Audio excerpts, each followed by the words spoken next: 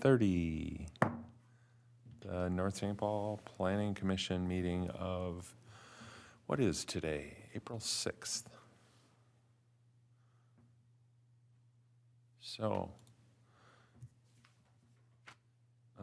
since I didn't open my agenda, I'm sitting here thinking, what's on the agenda in what order? Roll call is next. Yeah, roll call. Let's do roll call. Chairman Blees, Here. Commissioner Weiss, Present. Commissioner Brenna, Present. Commissioner Muick, Here. Commissioner Rathi. Here. Is that how you say your name, Rathi? Rathi. And City Council Liaison Norby. Here.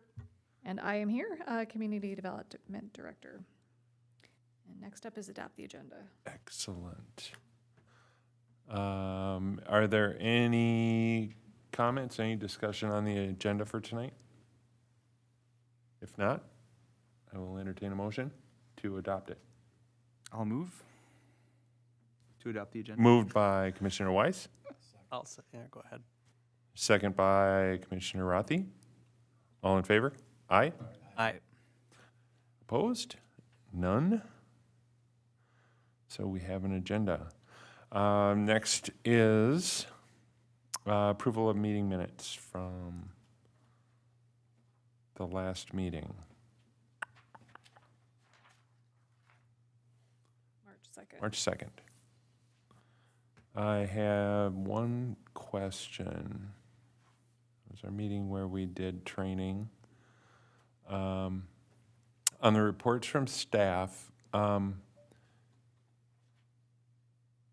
Brandy, you stated, according to this, scheduled for the next month's planning commission meeting. I'm not sure what that was about.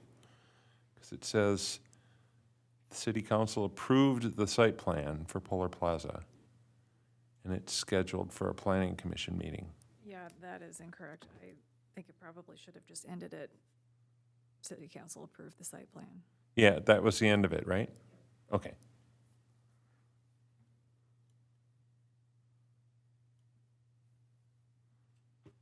Are there any other discussion items regarding meeting minutes?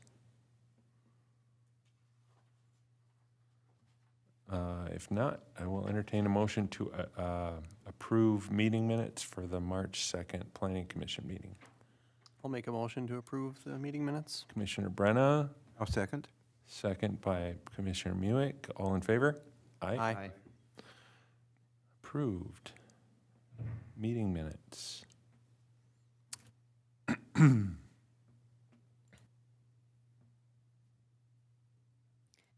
Next item is meeting open to the public, and we don't have anybody on Zoom or in the audience.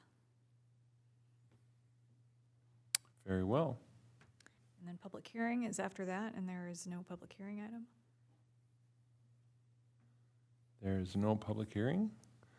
And the next item after that is discussion of zoning map amendments. Would you like me to start with that? Absolutely. Okay. So this was on the agenda based on the fact that we don't have any applications to talk about tonight. So I've dug into what we had established in the beginning of the year is the work plan for the Planning Commission. And this is the first item. So I took a look at the records to find all of the past ordinances where the city has amended the zoning map, and I, came up with a spreadsheet for that. And I also found that the zoning ordinance itself was amended, or updated rather, in 2015. And so the zoning map was amended shortly after that 2015 ordinance update. But then in 2019, the city council approved the 2040 comprehensive plan. And the future land use map did have some inconsistencies compared to the zoning map, and the map was never actually amended after that. There wasn't a ton of recommended changes though, because the zoning ordinance happened so much. It was shortly, the comp plan was shortly after the zoning ordinance was written, so there wasn't a lot of variation in what the future was to hold. But there was a couple of key areas, and I think it'd be best if I probably put it up on the screen. The key areas you've identified with the dark blue purplish shading, correct? Those are the areas of discussion? No. No, That was on the 2040 plan. I think that, Yeah, those areas, I just copied over into the packet the future land use map as it was presented in the plan. I see. And those areas, wish there was a way for this to show. Yeah, because there are some, I guess there are varying areas there, the 2020, 2030, and 2040 is what Hold those on here. represent. This is a really clumsy way to do this. That's acting as my other screen instead of this one. But, okay, so the blue, the shaded areas or the hatched areas, those are identified as redevelopment locations in the future, and they're phased. So just ignore those for the purposes of our discussion tonight. The colors underneath of them, the solid colors, are the future land use categories. And the ones in question are the one that, well, this one actually is shaded. So it's this panhandle piece of property that, 17th. yeah, that is shaded for, I believe, medium density residential. Yep.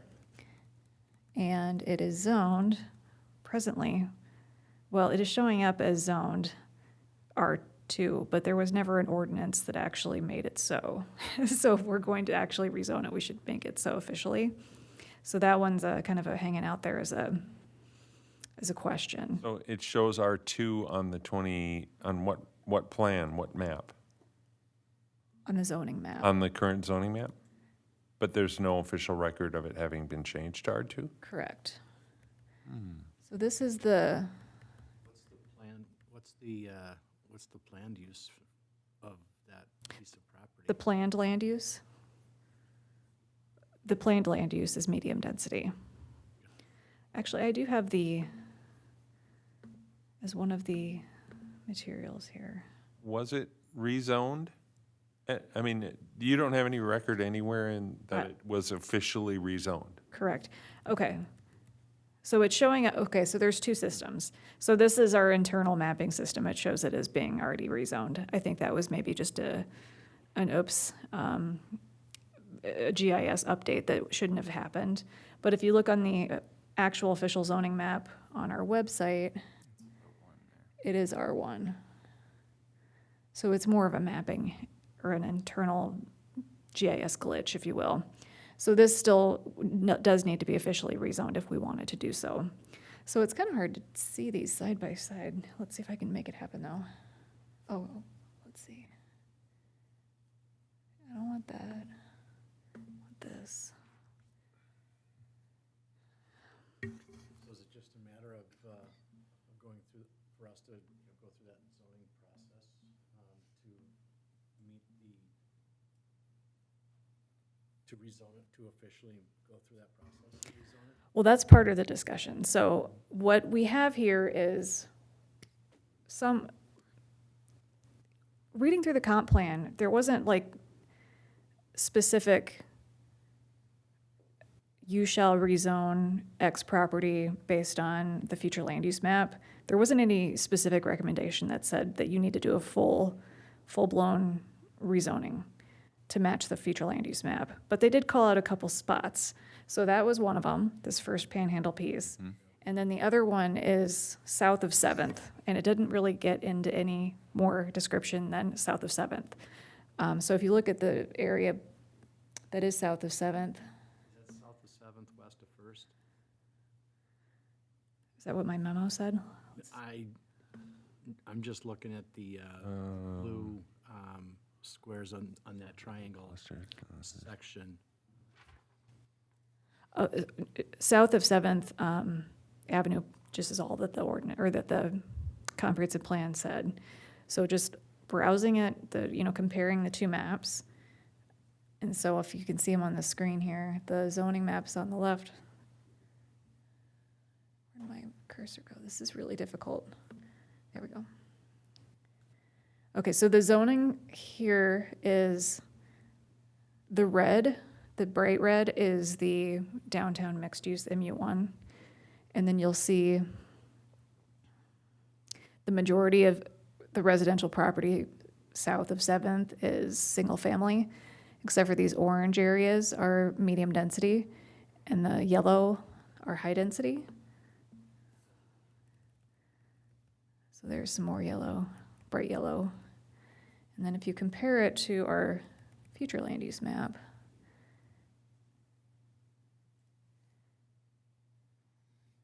so the bright yellow. So this area seems to match. So this is medium density. Yeah, the colors are not consistent from one. Yeah, it is hard to read. So I think we're okay on the southwest side. Yeah,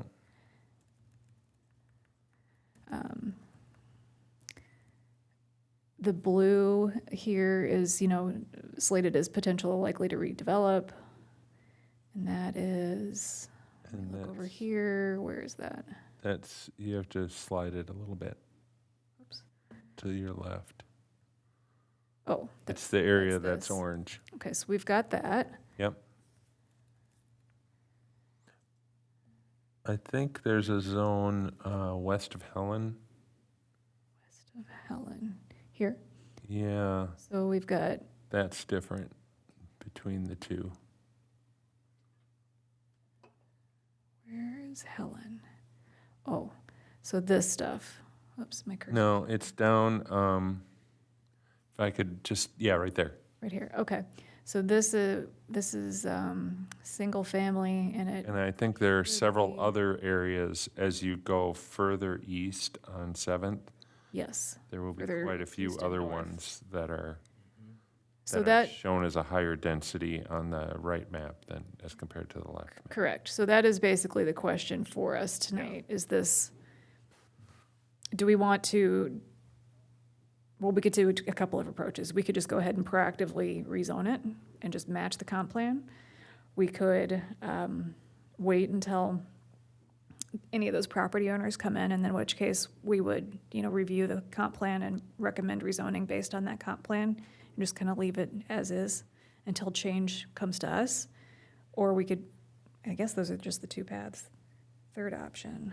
There are no, I'm speaking as a question, but my understanding is there's no negative impact to the single-family residence property owners. No, there's no if negative. If we rezone. Correct. It's a Because they're- status quo situation. They're still complying with the zoning ordinance and all the rest. I mean, they aren't going to become a non-conforming use or anything like that. So the only impact on them might be that it might actually increase the value of their property. It could. It depends on your perspective, I suppose. Yeah. If you're that property owner that Yeah. is going to have a neighbor that's going to subdivide or, put an Or yeah, apartment next to them, then they may have a strong opinion about it. consolidate properties adjacent or something like that and start Yeah. developing something that's a multi-family or something. Correct, yep. So it is one of those things where it could potentially raise your value, provide options for you. It could bring them closer into conformity with the zoning districts, because I would imagine, without having done the analysis, that these single-family lots are pretty small compared to probably what the R2 would be. Those old platted lots are probably 40 or 50 feet wide, and I think the modern lots are 60 or 70. Yeah. So that would be one benefit, bringing them closer into conformity. If we were to rezone, we'd have to do that via public hearing, correct? Correct. We would do a notification directly to those property owners being impacted. We would do 300 feet beyond those properties, and then there would be a public hearing, and then planning commission review and council approval. And it's done by ordinance. Has it been discussed among council members at all? Not to my knowledge. Not to my knowledge either. Can I ask you where did, I see these blue bolded areas as areas that are, I think, likely to be redeveloped. What information do we have that led us to believe that those are going to be likely to be redeveloped? I don't know if I have the information to answer that right now. Just a curiosity, because it seems kind of hodgepodgey. It's these little smatterings here and there. I mean, I can kind of get the 7th Avenue corridor, but I just wonder where this property up on 17th, where that came from. I believe the city owns some of that land. This, That's what prompted that discussion. The city owns the L-shaped piece. yep, so that makes sense for that. The ones that are in the downtown, I bet there was some kind of analysis at the time of the comp plan in terms of which property might be considered underutilized or, this comp plan was done in, what did I say, what year? 2015? Oh, 2018. 2018? So that would have been around the time that Anchor Block and all of that new development was occurring, so it was probably assumed that this is gonna spur some additional development, which it has, but not necessarily in the spots that we foresaw.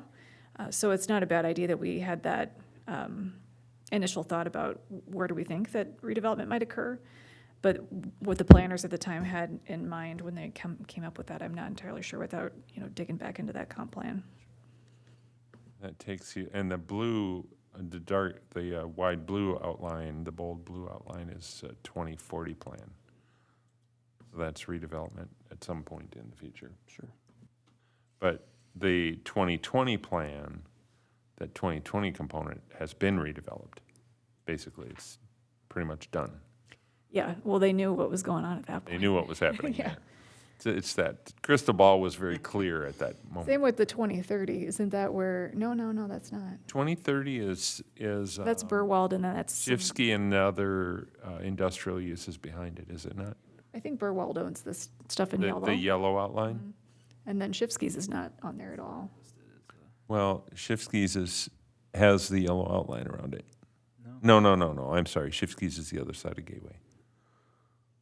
My mistake. My Yeah, the two opinion- sites that we are thinking about possibly redeveloping are not on here at all as sites, which is interesting. My opinion is we should make the zoning match, or make this map accurate, because anybody that's gonna be looking at our zoning map currently right now potentially is gonna be looking at it, one that's a little bit out of date or incorrect to what the comp plan is pushing for, right? So I would say we should just fix the map and make it look like the comp plan so that we're all aligned, and that way there's no surprises when somebody only looks at the zoning map and then they realize, oh, actually, oops, this is actually an R, or potentially is gonna be an R2 or whatever, so that seems to just save a step of somebody making a mistake. I would concur with that. Seems a logical approach. So if that needs to go, if there does need to be a hearing to go through that process, and, one of the obviously one of the questions is gonna be is what is gonna be the impact, what impacts are they gonna have? Is that gonna impact a potential buyer coming in that would be developing that? Is that gonna impact the sellers that they're gonna get more for it? Does that potentially impact how those properties are gonna be assessed by the county, impacting their property taxes because they know how that property would be used in the future, that's gonna increase the value to a potential developer? I guess I'm asking those Yeah. as potential questions, because if I'm a property owner on one of those pieces, those are the natural things that go through my mind. That was a lot. Can you, Yeah. let me see if I can take them one by one. Well, in particular, the property tax question is probably, there's not a negative if it increases the value of the property, but there's a negative if the tax assessment then increases. I don't But- believe the tax assessment changes based on a potential future use. It's based on what is on the site now. I think that's true. Positive that's the case. I would agree with that. Yeah. In terms of all of my previous training and planning and zoning and rewriting zoning ordinances has me hesitating a lot in pushing forward any rezoning without an applicant asking for it. Because it is one of those things where it is perceived as you're messing with my property and why are you doing that? And maybe this is just a mind shift for me, being in the Twin Cities, as opposed to, rural Wisconsin. But it could potentially cause some concerns with those people that are going to be potentially impacted. Again, it might be beneficial to them in the long run. It may create an opportunity, like you said, to consolidate land and then make it more valuable. It does create opportunities.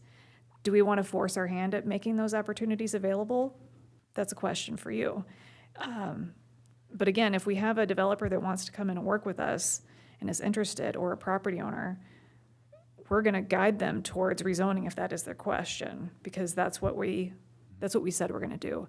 If there's any potential change in land use, it's really not something that occurs too much in residential property, but if you had some kind of commercial business, for example, and you were going to change the zoning from one commercial district to another, that opens the envelope for a lot of different kinds of land uses that might come in and occupy that site that could be in complete different character than what's there today. So until it's kind of time to push that forward, I always approach it with a little bit of hesitancy, or caution rather.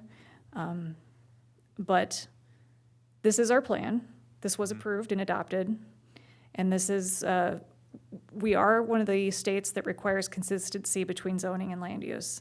So it would be completely within our, rationality to go ahead and move forward with it. And we're not changing anything. That's, I think, the important part. Well, you're changing the zoning. Yeah. Well, we're not. We're just complying with the comp plan, right?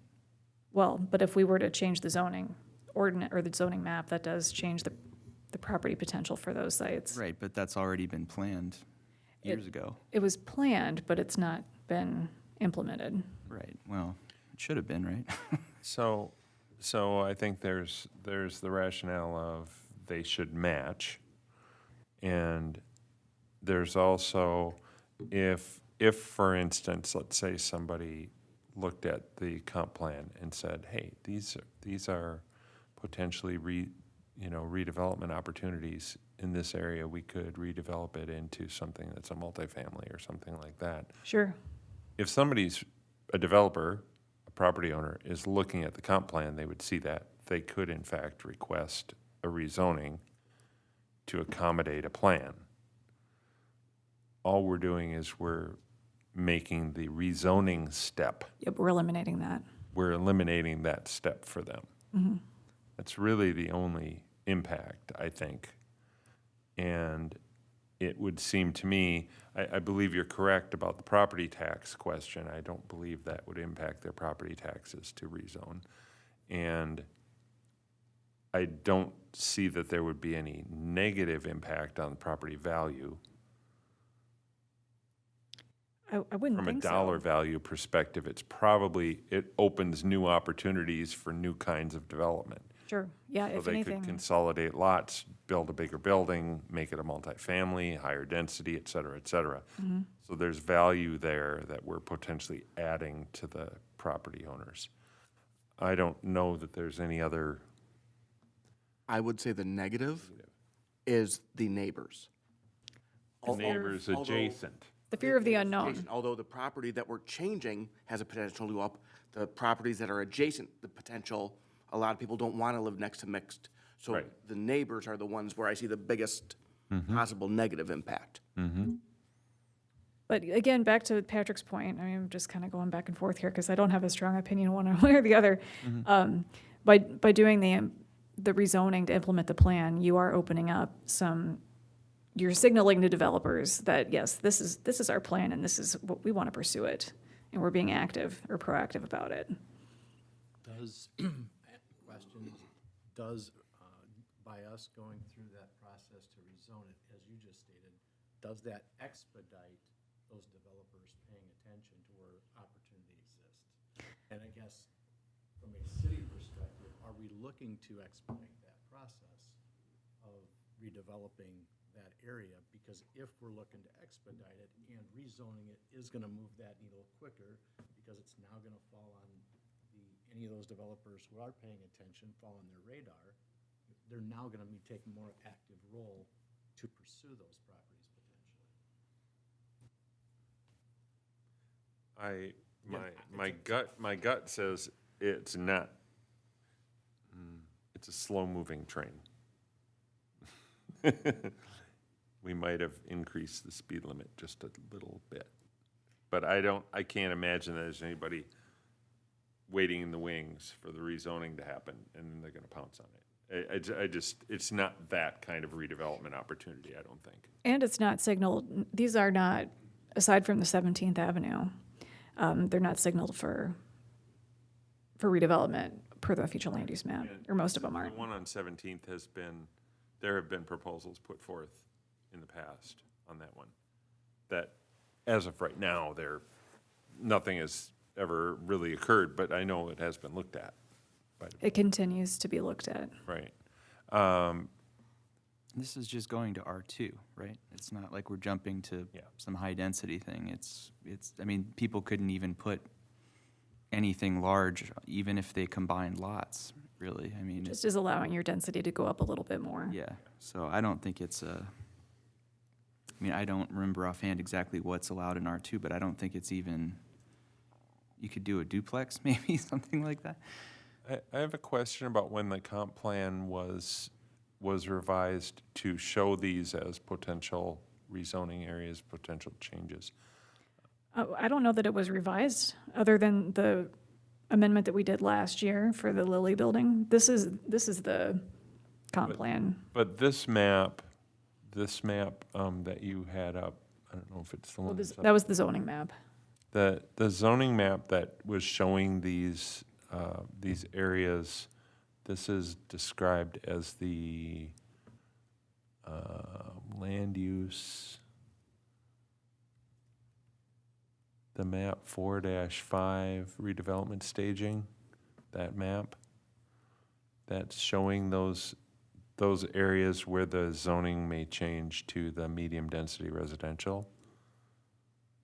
Are you talking about the future land use map on the right? The one on the right, yeah. Oh, okay. Sorry, I'm, So, what is if the, you scroll to where you're adjacent Seventh, toward the east end on Seventh, and it's those areas south of Seventh where we were talking about potentially changing zoning.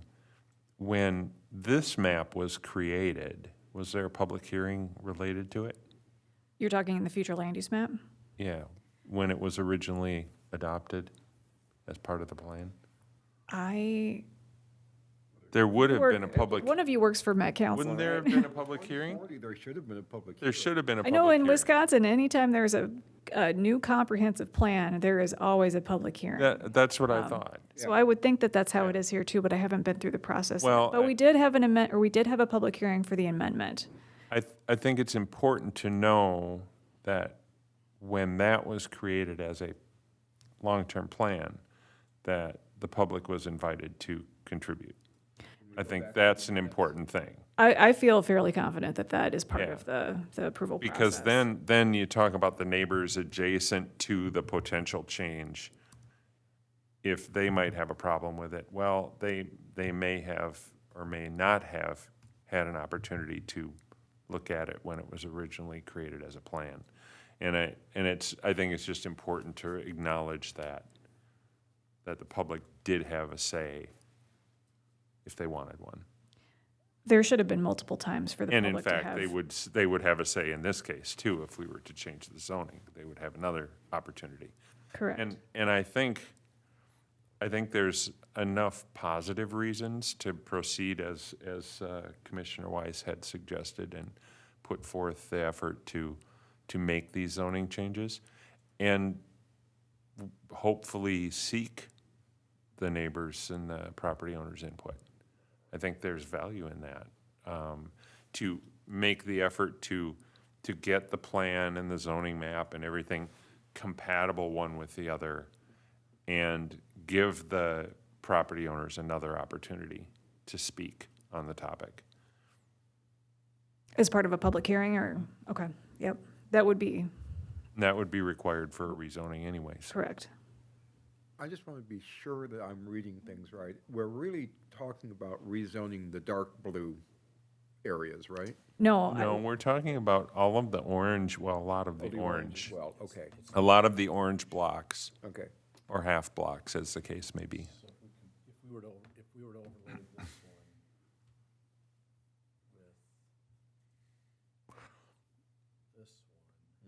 Um,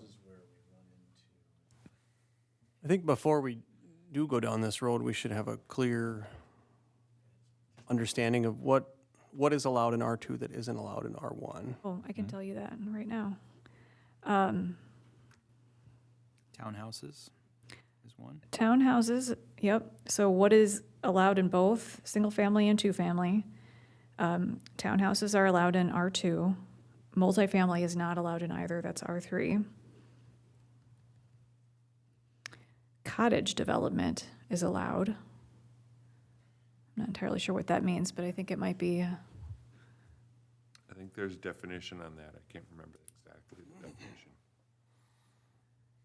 and that, About it in terms of the, So it's a small step up in density. yep, and the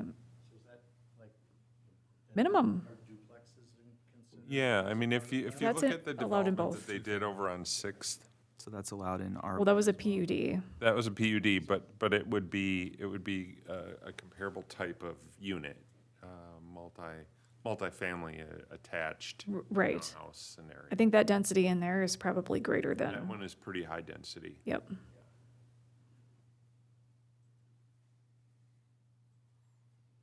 Are any of these owners chomping at the bit to have the city do this? Or is this, you made a good comment earlier about this could be perceived as the city coming down a little heavy-handed. And what are you doing to my property? Why are you trying to change the classification of my property? I wonder about that. You know, we could just have a mailing that goes out to those property owners as an introduction to the concept. We're considering this process as opposed to we've already made the decision and we're holding a public hearing. I mean, that's an idea we could pursue. Yeah. I like that concept, that it's a soft approach, not a hard approach kind of a thing, where we're informing them that the goal would be to revise the zoning map to be compatible and compliant with the comprehensive plan. And that's why we're looking at it, is to bring consistency for the future development. And you know, maybe there's an explanation that it doesn't change anything as far as their own property and its use in the current way that it's being used. Doesn't force anything, it's just bringing compliance with the comprehensive plan. And I think there's probably a good way to do that is short of actually pushing forward and doing the public hearing and getting it all drafted up, but just get some, and invite feedback. Yeah, I think it's just a simple letter, Yeah, just indicating exactly what you said and maybe having a picture of their property and the map, what it looks like now and what it might look like after this is done. Randy, the property on Sixth Avenue East, 2620, 2606, and 2602, those would be going to R3, right? In the difference Where are between the you? two maps. Is it okay if I go show her where I'm looking? Sure. Which map am I looking at? Either one. Where's Sixth Avenue? Are you talking about? See how, just what I'm west of struggling with here? Charles? You have to look up there. Between Charles and Margaret? So these three right here are the dark orange, and they're currently clear in the other map. They're clear. or they're in R1?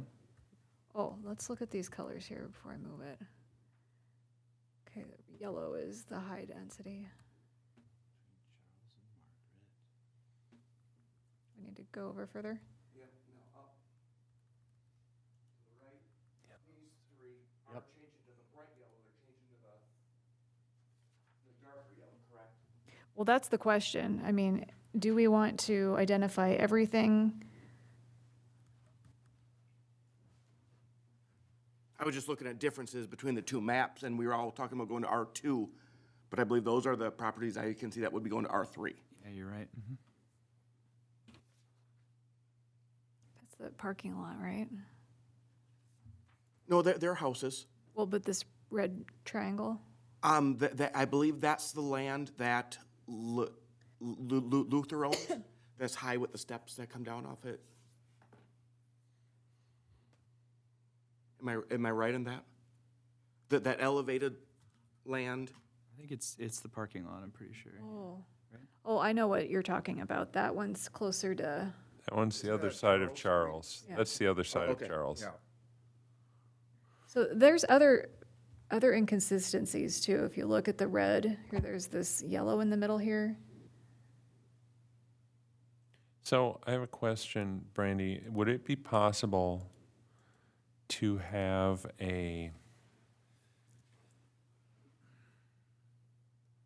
almost an overlay graphic that would show us, here's what it is now, like be able to turn on the layer that says, here's what would change? Is there a way that could be created? Probably, Too much difficulty? yes. I could find a way to show you better than this. Or maybe, Specific or properties. maybe even, I'm trying to think if there's some, We even have to go old school yeah, and, you know, send a mailing out to those of us on the commission that shows the base map and then photocopy onto a clear plastic what the overlay would be over it. You know, even that could work, make it easier to tell. They're plastic. Where am I gonna find that? he said old school. That was appropriate. Yes. It's like they used to use on the. Acetate with a marker. Like Mylar or something like that? Okay. Well, that's where GIS came from, was layering all that Yeah. stuff. Absolutely it So, was. you know, it's just pre-tech GIS. The trouble is that we don't have our own GIS in-house, and so I'm doing it the old school way Right. too. Yeah. But I can find a way to better illustrate specifically which areas are going from which color to which color, or which Yeah. district. Be really nice if you just click it on, click it off. It would be, but, yeah. Well, That would be nice. I mean, maybe that already exists. Let's see. That first, It probably exists somewhere, It- wherever this original graphic came from, well, here, it does exist. Right. It's right. probably exists. It's on my computer. I just need to get there. Datafy.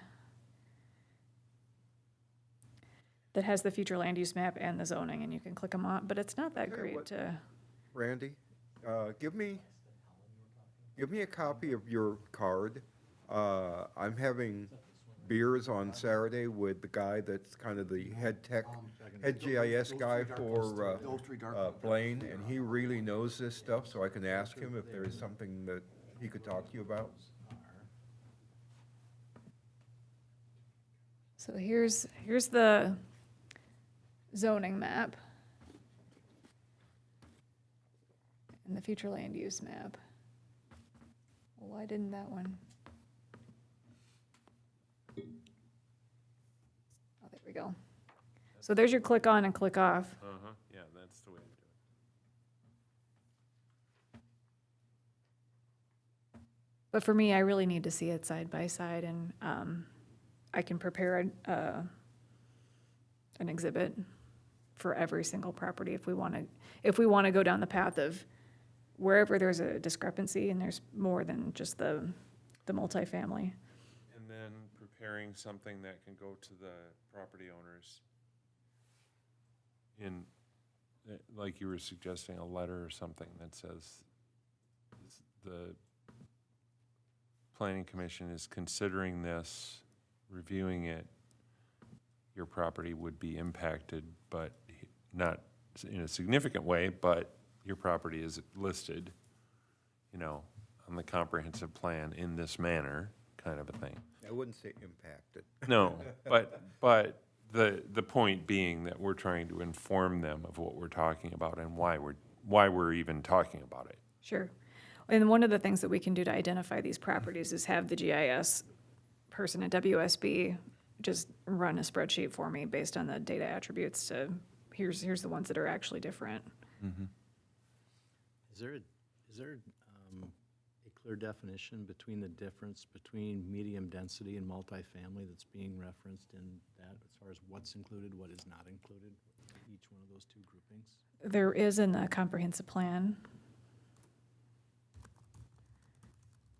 It's, That would be good to highlight, it's yeah. basically just R2 and R3, right? Well, did you say medium density versus low? Yeah, medium density and multifamily residential. I'm pulling open the plan. It'll take just a second. Because a couple of the coloring differences that Jason was making mention of, understanding the use behind those, specifically the multifamily residential, which is the darker color.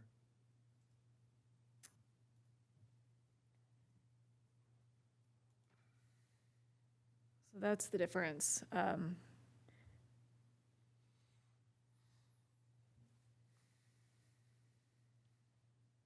So kind of as we already talked about, what the zoning says that is permitted and not permitted, but the difference is primarily the density range is higher from 6 to 12 as opposed to 3 to 5.5. I guess if I were a property owner, I'd be a little concerned about what is meant by small-scale attached residential structures. That's very nebulous to me. That, and I would, going back to that letter idea, I would agree that, or I would, you use the word impact and we quickly shied away from that, but it is an impact though. I mean, this is, so some property owners, this is gonna look like an impact to their property. I think we should be clear-eyed about that and be honest and upfront that it could be, if we're going from R2 to an from R1 to an R2, you might have more density across the street or in your same block. Are you okay with this? We'd like your feedback before we do this. It potentially affects their property, But or the property adjacent to them. But in reality, they may already be at these densities at the current built environment. So I don't know that it's truly going to be that impactful. But it is, a lot of it is perception.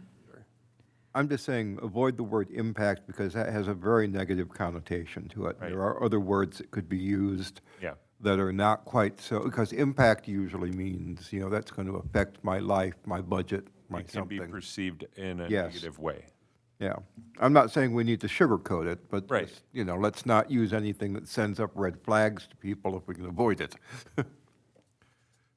as long as it's, I agree we shouldn't ring any alarm bells if we don't have to, but as long as it's honest and Oh, yeah. if impact is not the right word, we find another word that's signals that we recognize that this is a change. And are you, just so the residents and property owners are aware that a change is potentially coming. Yep. So I think I have direction. Should I say it and confirm that I heard you correctly? Why don't you do that and we can make any corrections that if we feel that we need to. Okay. So I believe for next month's meeting, we're going to have a closer look at what properties are being rezoned from which district to what. And also you would like a letter, a sample letter that would go out in advance before any public hearing would be held. That sounds consistent. I like it. Okay. So, question, that L-shaped property that the city owns north of 17th that we first referred to, is the plan to approach the rezoning with that piece and this all together, or do you want to handle that as a separate piece? I understood the task was any discrepancy in the two maps would come to you again next month with a little bit more clarity. Yes. I think that's something was we could my- handle next month. We could decide if we want to Yeah. split that off as a separate or do it as part of the mass, I would think. I just thought, because the one is, the majority of it is going to be in that 7th corridor downtown, whereas the other one is is a very separate instance in itself. I just thought breaking the two of those apart might be Yeah. easier. Well, then we might want a separate letter for that particular area if the situation is different enough from what's going on around 7th. But that's why I say let's take a look at everything next month, and then we can decide if we want to split that off as its own separate or not. All of the letters would be unique to the individual property areas. So that would clarify for them. Yeah, because I would say I would have a similar question about the properties the furthest east or furthest west on 17th Ave, adjacent the shoreline of Casey Lake Park. That on our comp plan map is showing that as a higher density, medium density residential. This here? Yeah, Do you not see it in front of you? no. Seeing me doesn't help very I much. think that, There it is. that orange There block it was. is, Yes. isn't that the school? No, I'm looking for the piece that's, Yeah, that's the old school and. yeah, those are residential properties. Right now, Oh, or that school is here. those are residential Schools properties. over by White Bear, yeah. Right, but it's a change in zoning. That is a change in zoning. And I think that's another piece that, like the L-shaped one on 17th and Delaware, I think you might want to look at that one separately, eventually. I mean, when we ultimately decide what to do. Because it's such a unique, it looks like it's 3 properties, and they're a very unique, in fact, I think it's only 2 residences, I think. There's 2 numbers in the middle. Yeah, I think the middle one is, belongs to one or the other of those other properties. But I think being that it's lakeshore, it's in a lakeshore overlay, and Yeah, I don't The know why that thought one of- made it. why would that one be changing density? I mean, That's a good question. it's probably a great redevelopment opportunity, honestly. I don't know that you could put You could much do there, some given the really good things shorelines. on a piece of property like that if the owners wanted to, you know. I'm just putting it out there as it's a rather unique piece that may want to be treated in a unique way, ultimately. Yeah, I would agree with that one. And that further confirms, I think, for us to, as a group, to look at all of the impacted properties. Right. It's gonna help, in case there's another one that we're not Yeah. catching as we're sitting here, Right. that's a good idea. Yep, Okay. I can bring back a more detailed staff report looking at each of these specific areas. And I just want to clarify the state statute that requires our zoning plan to be in alignment with our comp plan. Is there, do they say if you don't do this, there is such and such will happen? Or, I mean, what's the, I'll Is there include that a- in the analysis too, Yeah. because I don't have that memorized yet. yeah, it's just an interesting thing, because I mean, if the state statute is telling us to do this, then, you know, our hands are tied to some extent, right? And, I don't think, I'm just going off of, what I know from other places, but what they mean by zoning consistency is that you can't make future decisions that are not consistent with your comp plan. So if somebody comes in and wants to rezone okay, to commercial, and that's saying it's not zoned for commercial now, and it's saying residential, then you would be making a decision that's inconsistent, got and it. that's where you'd get in trouble. okay, It's about consistency. It's the proactive component that we are proposing is a choice that we can make or not. okay. Yeah, because the long-term comp plans are a guidance plan to let us know where we can do things or where we would like to do things in the future.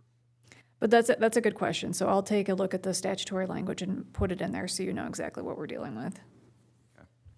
That does raise a good question, though. So if the comp plan kind of shows what the potential is as we look at what's within the city confines, right? This is what our potential is, here's where we think there might be opportunity for these specific zoning opportunities. Yes, it's the potential. There's nothing saying that it is going to happen or it isn't going to happen, but we're just indicating it's the potential. If there is something that does show up in the interim that might be slightly off of that, and you said that kind of falls out of that compliance, I'm sure that if that opportunity presented itself, there would be, discussion about following that potential if it deemed to be a viable direction to go. Yeah, and that, In which case, that, I would anticipate that comp plan would have to be updated. yes. How does, That's how that works. That's exactly it. So you see something that maybe you hadn't conceived of before, and after some analysis, it makes good sense for the city. Then you consider, do we want to take this a next step and do a comprehensive plan amendment? In which case, it goes through the same process as the regular comp plan. It gets reviewed by the Planning Commission. There's public hearing, and I think, and council approves. So you're still being consistent then. So you had to make that change in order to maintain the consistency. And we had to do that last year with the Lilly project in order to make sure that our density was going to be appropriate for our planning purposes and also for sewer and water purposes with the Met Council or whoever the sewer provider is.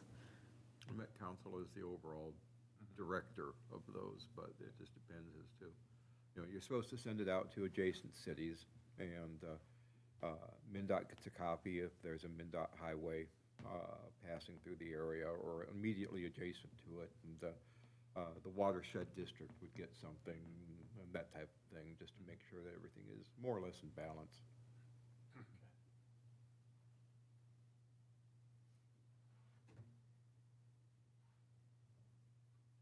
Anything else?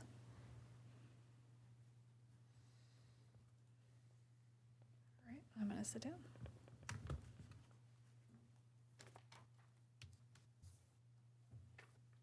So I think we've discussed that one to the point where now you have a bunch of work to do, Brandy. So I appreciate that. Gives you something to do at next month's meeting. Next. I know you're just sitting around bored, doing nothing at all these days, right? If she doesn't have a specific task, she's cleaning up. A lot of cleaning up to do. Yeah, right. Do you have the agenda open? Yeah. We're up to old business, are we not? Yep. And I don't know that there is any. I don't know that we ever have any old business. I don't know that we need that on Yeah, there what anymore. would Rarely. qualify for old Rarely. Well, if something gets put on hold and tabled from a Oh, previous okay. meeting, that would go on old Signing, business. there's always like signing updates that we kept having to go back to. So maybe that could be our old business that's. So Brandy, do you have any staff report? Sure. Brian asked, city manager asked me the other day on the status of the Polar Plaza project, the Dunkin' Donuts, and so I inquired with that developer, and it sounds like with many other property owners and developers across the metro area, there's issues with construction prices and interest rates, so it's kind of slowing progress a bit. So I don't have a real update other than it's slow. It's slowed down quite a bit, so hopefully that still comes to fruition. The other update would be the other work plan items that we had identified were some ordinance amendments. Those would be the subdivision ordinance and the zoning ordinance. And specifically with the zoning ordinance was looking at the parking requirements. I started to update the subdivision ordinance and just barely got a start on it. It's a little bit more complicated than I had imagined it would be, just because that our community is different than a lot of other ones. We're locked in, and so our needs are a bit different than your greenfield type of city, so it's gonna take a little bit more strategy and analysis to put it together. So that'll be coming hopefully in a few months, but it is something that's being worked on. And the other thing that came to mind related to the parking and the zoning code, we have parking requirements for pretty much anything with no exceptions in the downtown. So we have a situation where we have this restaurant that is they have a building permit pulled to go into the old Subway, which was the old Brothers Bistro, which doesn't have enough parking. So we found a workaround for it, but the question came to my mind is, how necessary is our parking in the downtown for retail and restaurants and those kinds of things? So I started to do a little bit of research on that too, but I haven't been able to get that pulled together yet for planning commission review, but something to put on the horizon as we think about potential updates to the code. Great. And that is all I have. Okay. Councilmember Norby. Tuesday's meeting, I'm told, was a record-setting 19 minutes in length. Wow. I'm Don't gonna have usually to ask, last that long? I'm gonna have to ask Brandy for help on this. One of the things that got changed is the per diem. Would that include this group as well? I believe it is across the board. I wasn't paying that close of attention. I think it may have been specific to employees, but I understand that the per diem rates for travel were like 20 years old, and so they were modified. So I would imagine that they were modified across the board, and not just for employees. But I would have to get some clarification on that, or I could have Jenny. Yeah, I just didn't, I'm not quite aware of what councils are able to put in for a per diem if they're doing an offsite event. So the potential of change, if you could have gotten 22, now you can get $36 for a meal. If we have such a need. Yes. Okay.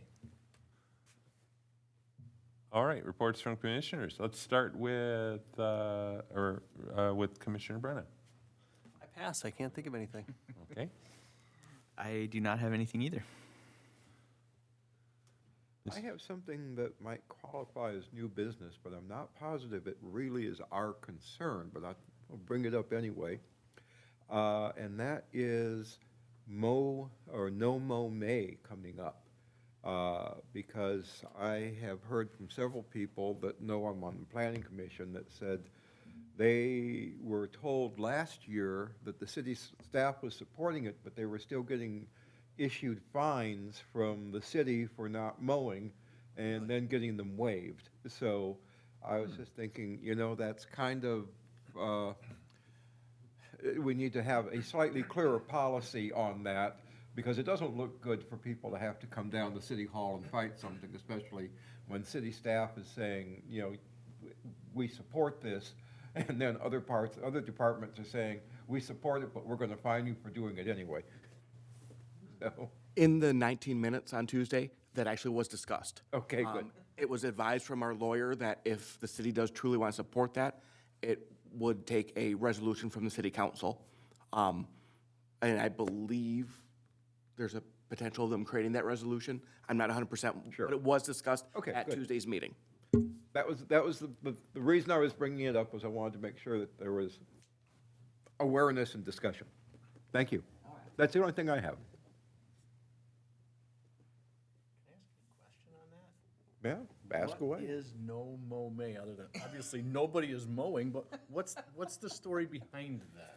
I think it's supposed to be helping the butterflies and the insects in general to, not to destroy the habitat that they need to be able to breed and migrate and what have you. So, I just Googled it, and that's basically what it's for. It's yes. to protect their habitat and the pollinators. And Pollinator. Pollinator, that's what I was trying to remember the word for. Pollinator friendly, Yes. yes. We have,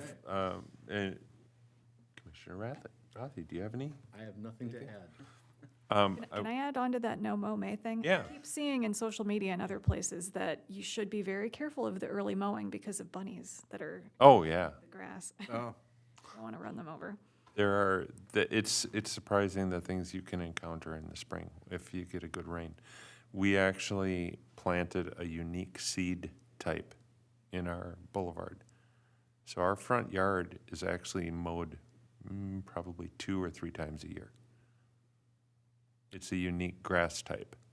And it looks really great because it grows up, it gets, 8 inches tall and kind of lays over. And so it looks really good, and even in drought conditions, stays very, very healthy.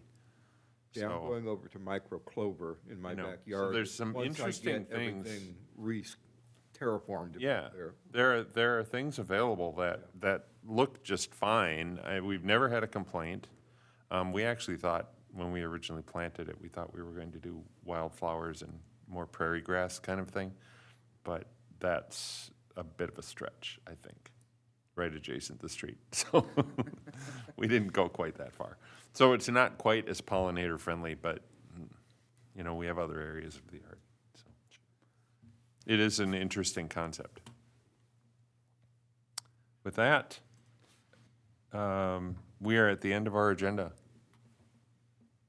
So I'll entertain a motion to adjourn. Motion from Commissioner Rothy. Second? Competition for a second. We'll give it to Commissioner Brennan. All in favor? Aye. I We are adjourned. Almost exactly 1 hour. Almost exactly 1 hour.